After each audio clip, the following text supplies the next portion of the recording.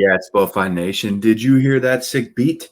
That means it's time for the tee sheet, episode 1 of the golf podcast here on the SpoFi Network, where we're bringing in our resident golf expert, Tyler, to talk about all things he does in the golf betting world. I know this is super popular on our Discord. If you're not already in there, go check it out. He's been putting some great content out there, some free tools for you to use when trying to decide who you're gonna bet on this week. We're coming to you from two different angles here. He's the expert. I'm the guy that doesn't really know much about golf. So the groundwork of episode 1 of the tee sheet here, we're going to talk about the future of this podcast and what to expect, but also some recaps from Tyler in past tournaments, from the past models, go through upcoming tournaments and stuff like that. So Tyler, before we get too into it, man, good morning. I feel like we're playing a real round of golf here with this early recording. But we got a real tee time, 7:45. Yeah, I know this is something you've been excited about. So what's going on, man? How excited are you to get this tee sheet rolling? I am super excited. This is kind of my home, so this is where I feel the most comfortable, but I think it's also where I can provide the most value. So very excited to get rolling. For sure. Well, let's go through some tournament recaps and previews. Actually, you tell me, where do you want to start? I know that's something that we'll go over on the show. You know, each week we'll talk about some recaps from what went on the previous weekend, and you'll give some outright plays and things like that. But where should we start here with episode 1? Yeah, so do want to lay the groundwork, like you said. Each week we'll be going over recaps. We're not going to recap this last week because it was the Zurich Classic, and I mean, the two-player event I'm not a fan of, so won't recap that. But we'll give previews for the week, go through outrights, identify values that exist in the marketplace. We will touch on some matchups, just depending on when we're recording and when they actually drop. And then also in the future, answer any golf-related questions that you guys might have. We had one question that we'll get to later in the episode, and then also cover one-and-done picks for each tournament. That sounds good to me. This model that you've built, it has produced incredible results, and you have your own sort of secret sauce, your own recipe of things that go into it. Now, without giving away the sauce, can you tell us a little bit about the model? Also, what you've made available to people in the SpoFi Discord. Yep. So I have been pretty transparent about this. It is basically inspired by Joe Pita's Masters Edition 2019 that he put out. Also kind of a play off of his Trading Bases, where in his mind, the only thing that mattered was strokes gained data. And I tend to agree with that. Now I have kind of put my own twist on that, on his inspiration. So basically, background on the model itself is it is a blend between a golfer's recent form and their course history. A lot of people in the golf community are split on whether or not course history matters, whether recent form is the only thing that matters. And to me, it's a little bit of both.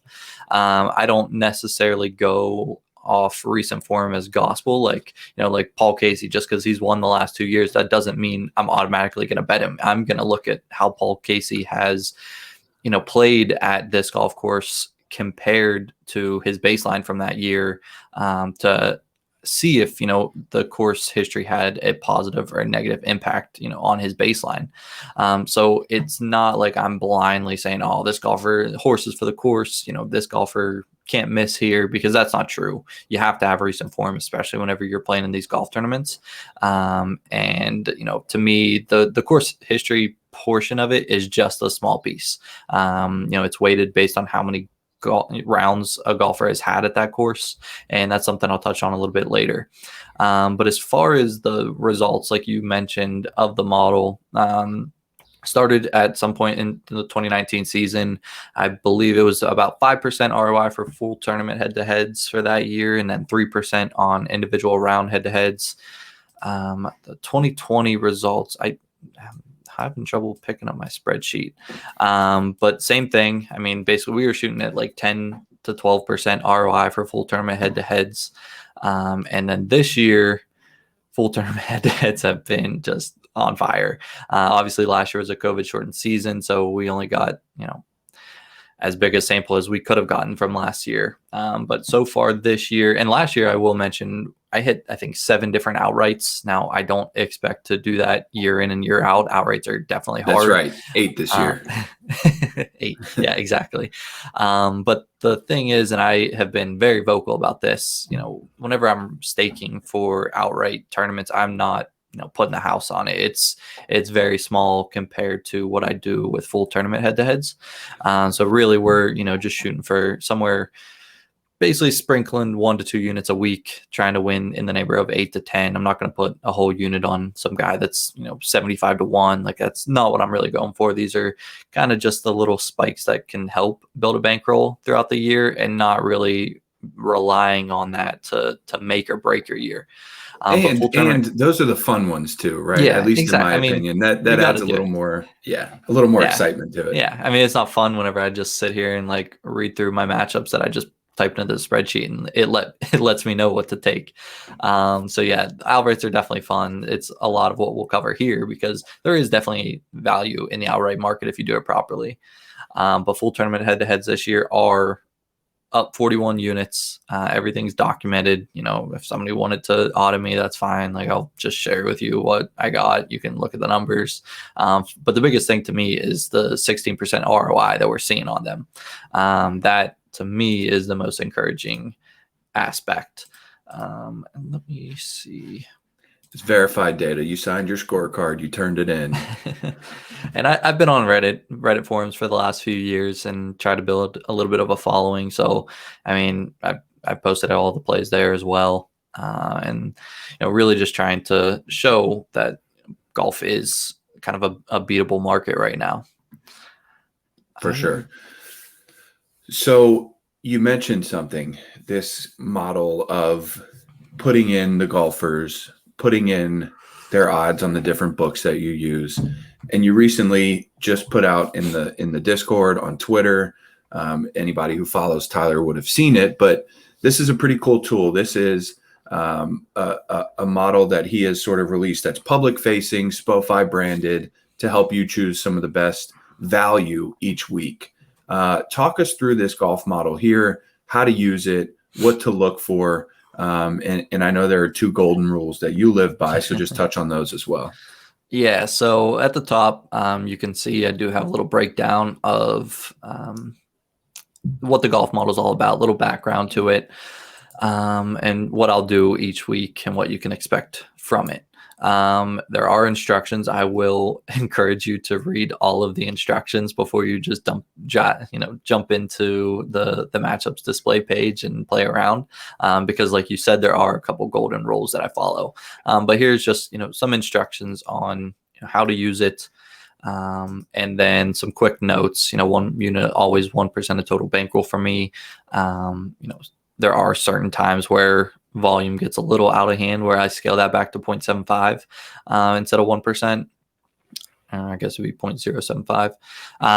But the 2 golden rules that I will touch on with the matchups is that I do not bet on or against any golfers with less than 6 rounds of course history. The reason behind that is just because the whole thesis behind my model is that a golfer's form compared to their course history has an impact. So I'm not going to go against that thesis and bet on or against guys that haven't played there. So I can't realize that value. And then for me, with the volume, you mentioned having different outs. That's the most important thing. I have 9 different outs. So with that comes a lot of matchups. So I only take matchups that are 10% plus of value. That's not to say I do go back and record everything that is 5% or above. And I can share those results at a later date as well. So this right here, this doesn't really have anything to do with the matchups necessarily. This is basically my field stack ranked for each week. What you'll see here, going left to right, obviously we have the name of the golfers. Right here, strokes gained last 50 with course factor. That is basically my baseline. That is what I use for determining full tournament head-to-heads, and really just is my baseline for looking at outrights. Now, I will say I have kind of come to the realization that I'm missing out on a little bit of the most recent form that golfers have. Most notably, the last couple months, I've been crushed by Jordan Spieth because I just wasn't capturing that fullest recent form that he was having. So I, instead of going to strokes gained over the last 24 rounds, what I did was come up with a blend between the two of strokes gained last 50 plus strokes gained last 24. To me, this might be the best way to sort whenever you're looking at outrights and trying to determine value, just because it is going to capture a little bit more of that most recent form. And it's not. It just gives more weight to the last 24. Is that what you're saying? Correct. Yeah. Compared to the strokes gained last 50. And I had to weight it because obviously all of the strokes gained last 50 data has all of the strokes gained last 24 data. So played around with it, came up with this formula that I like. So this is what I would sort by and what I have started to sort by in the last couple of weeks for outrights. And then here you have the number of rounds that the golfer has played in the last 7 years. And that's another thing too. This only looks back at the last 7 years. I don't want to look at a guy like Phil Mickelson or Jim Furyk that, it was just a different golfer. And even Tiger Woods, who was just a different golfer in the 2000s. I don't want to look at his data compared to who he is now. So I take everything over the last 7 years for these purposes. And then here we have, just standard win, top 5, top 10, top 20. These are just best available prices to me. So give you an idea of where the market is, DraftKings prices. And then two things that I have here, just more as data points as opposed to determining factors. You have the world golf ranking and the world golf ranking trend, how they're looking. So like Joaquin Niemann has slipped in the last 4 spots in the last week, while let's see, nobody in the positive. I guess Corey Connors has bumped up 1. Same thing here with the data golf ranking. I don't know who checks out what the guys at Data Golf do, but they put out really great tools. And for me, the best part is their odds screen helps me tremendously. But they have their own rankings that I put here just as a bullet point. And then again, I have an explanation key, just explaining what all of the different columns are. Lot there, Ladner. Any questions for you? Yeah, that's a lot there. So that's the storage of all the information you use when deciding what your plays are going to be for the week. This is getting all of the information into the spreadsheet to be able to use it and spit out some good plays. Correct. And it's the whole field stack ranked. So you can go all the way from 1 to 150. Well, it says 153, but it's actually 152 because we're in column 1 for our headers. So yeah, you can view the entire field. And then to give you an idea, this strokes gained last 50 with course factor, that is what my matchups right now are based on these numbers. Gotcha. So we have all this information. It's here. This is for now. Is that all updated for this weekend for the Valspar Championship? Yes, it is. Everything is loaded with the Valspar ready to go. So just to give you an idea of how this works. Okay, here, this is a good point. These are the full tournament matchup results for the entire year. Everything, I said I take everything over 10%.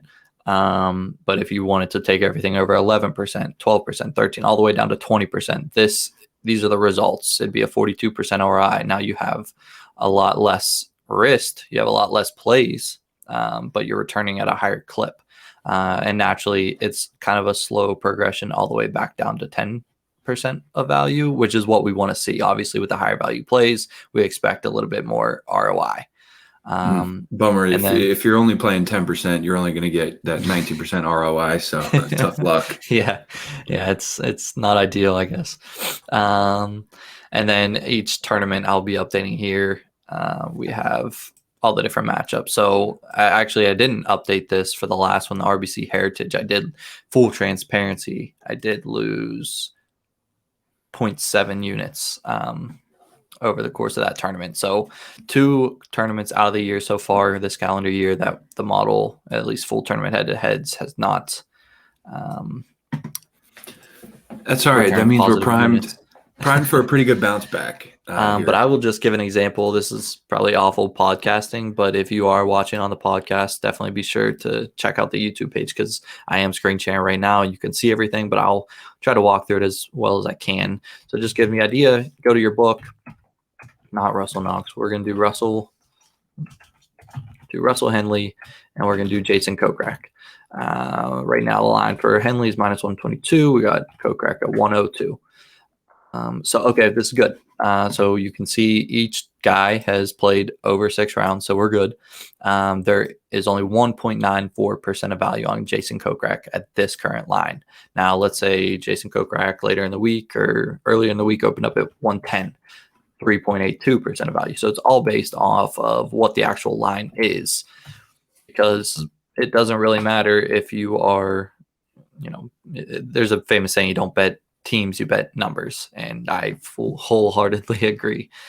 To give you another example, we have Louis Oosthuizen, and we think one important piece as you're sort of plugging in the numbers here, when you're typing in the golfer's name, I mean, I just want to give another shout out to you and the guys that have worked on this.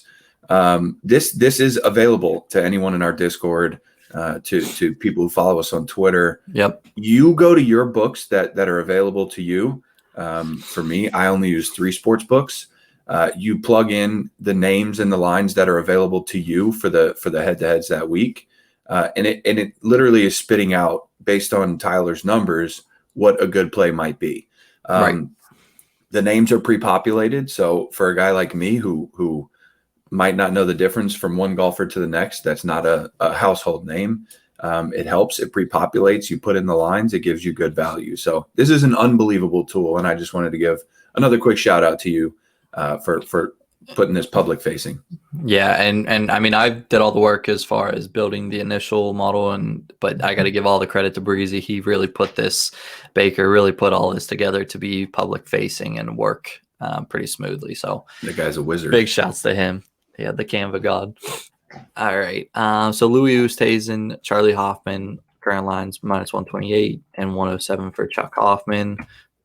Total disrespect on Louis Oosthuizen. We got 13.46% of value at the current number. This would be, a matchup that I lock in. And we did take it a step further just because this does go off of a fractional Kelly approach. And for those that aren't familiar with it, I definitely would recommend looking into it. Basically, it is the opposite of staking a flat unit size. So not everything is 1 unit to win 1 or 1.1 to win 1.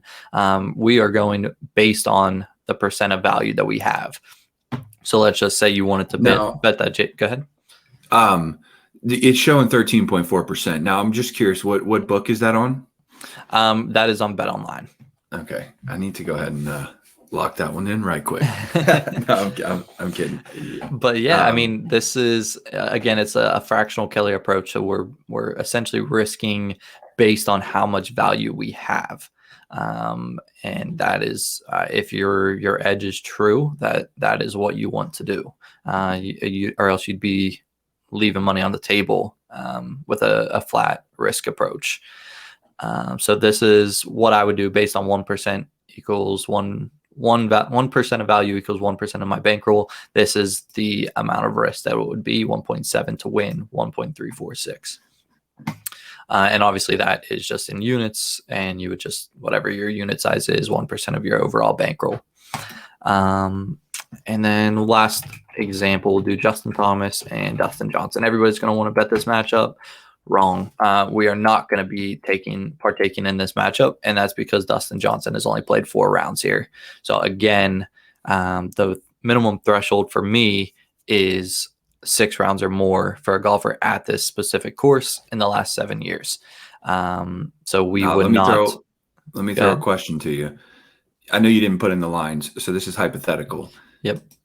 If he only played 4 rounds, but the value was actually 61%, like it's shown, are you still staying away from it? I'm still staying. That's the biggest thing. You have to be disciplined. Again, I'm not going to go against the thesis of my model just for action.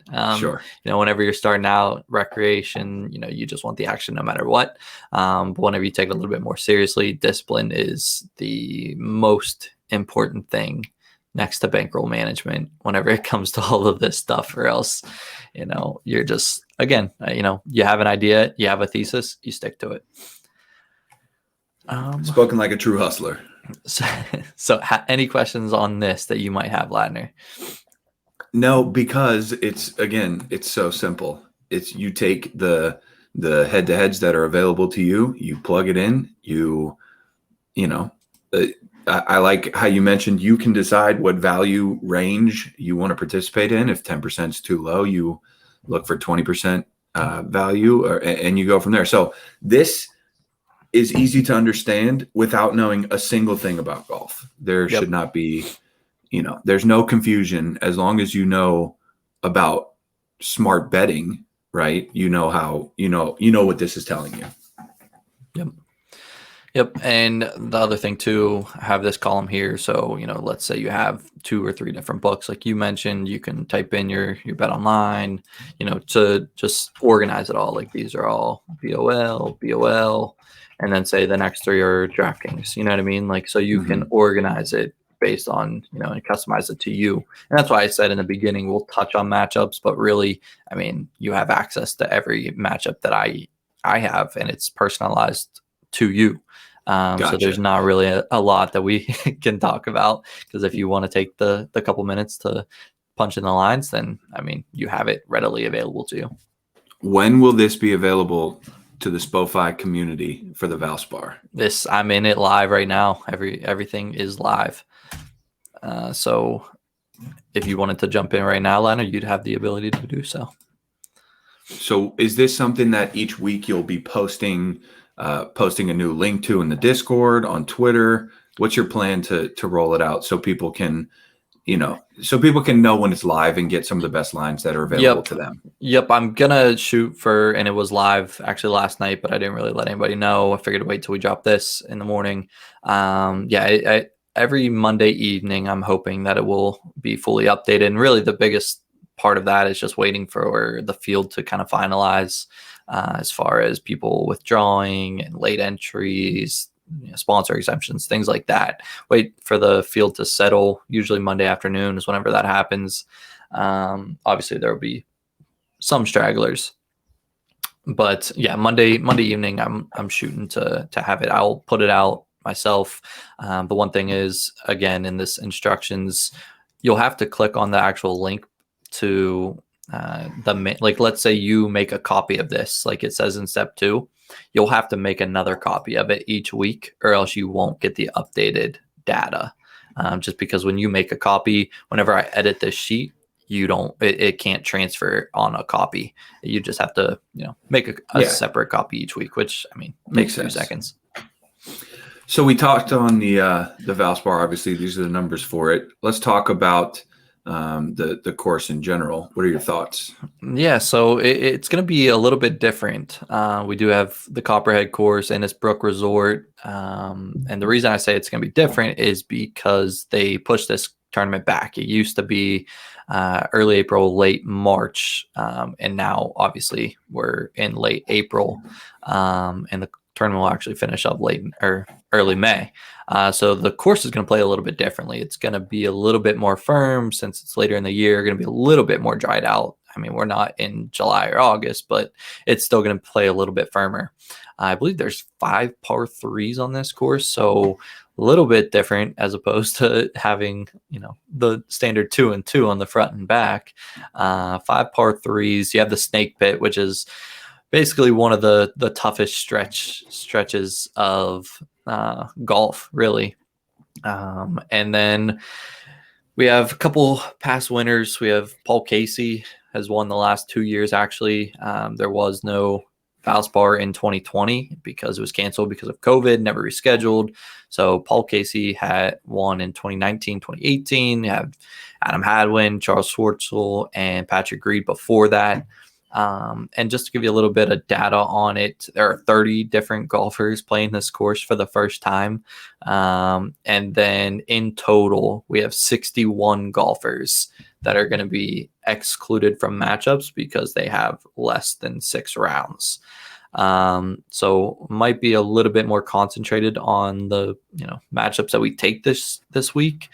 So yeah, I memean 61, 152. That's like what 40% of the field. Yeah, so that's 40% of the field. And it is a little bit stronger field than usual just because they did move it back to April. To give you a little bit of background, Ladner, this was kind of the tournament that everybody skipped.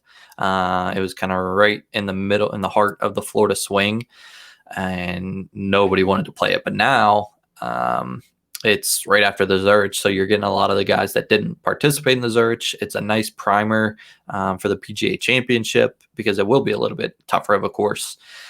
So we do have a little bit nicer of a field actually for this one. So it'll be pretty fun. For sure. With that being said, a stronger field and 61 golfers, you said, excluded from the matchup side. Can you give us a preview of who you might like for outrights this week? I know you mentioned you hit on 7 last year. So if we were to get lucky, who are you thinking has a chance this weekend, or who has odds that you like? Yep. So I'm still actually putting together my card, and I'm moving forward, I'm going to have that ready 100% for whenever we record this. But just looking at what I do is basically just, come here, sort it by my stack rank, and just look at this win column and see who's popping off, who is in good form, whose number really disagrees with where they're at in the outright market. So like just off the top of the head, like Kokrak will be a bet. Griel will be a bet. Chris Kirk will be a bet. I mean, 55 to 1, 60 to 1, and they're in my top 10 golfers. They're going to be bets. Tringali will likely be a bet. Taylor Gooch, 90 to 1 will be a bet. And again, this is properly staking, sprinkling 1 to 2 units in total, somewhere in the neighborhood of winning 8 to 10. Now I'm going to do a little bit more diving into just that, but whenever you see numbers pop up that with that big of a discrepancy, they're pretty much auto bets. But we'll go back in. I'll look at golfers, how he's trending, how he kind of fits the course that he's playing at each week, because course history is one thing, but course form or course fit is definitely another. So let's see. Yeah, that's where the discipline comes in too, that you mentioned, because you could, if you weren't smart about the allocation of units on these outright, you would essentially negate the model and the ROI that you're making from the smart plays, from the ones that are number driven and have a better chance of winning, if you then risked it all on outrights. Right, exactly. So we had one question from the Discord. With so much up-and-coming talent in the game, who do you think, Tyler, is the next guy to sort of break through and be the next JT or DJ or Brooks to win multiple tournaments or majors?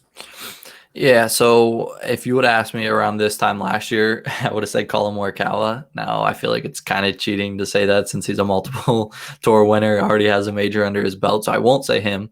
But, a golfer that's, say under 25, 26 years old, he is top of the list, top of the board.